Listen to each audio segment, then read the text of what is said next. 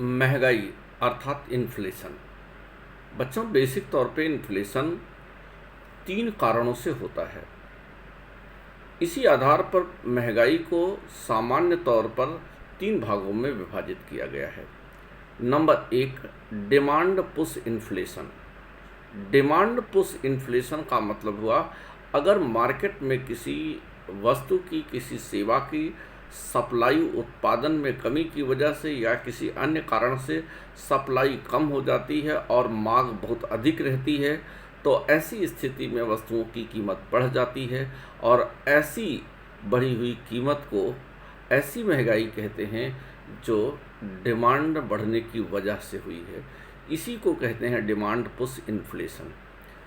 दूसरे प्रकार की महंगाई होती है cost push inflation. Cost push inflation का मतलब एक ऐसी महंगाई जो कीमतों में वृद्धि की वजह से हो जाती है। किसकी कीमतों में वृद्धि की वजह से हो जाती है?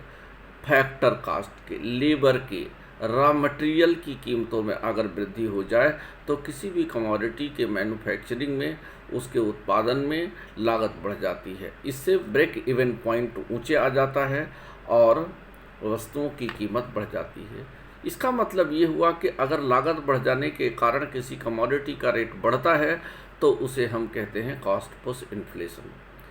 तीसरा इन्फ्लेशन बिल्ट इन इन्फ्लेशन।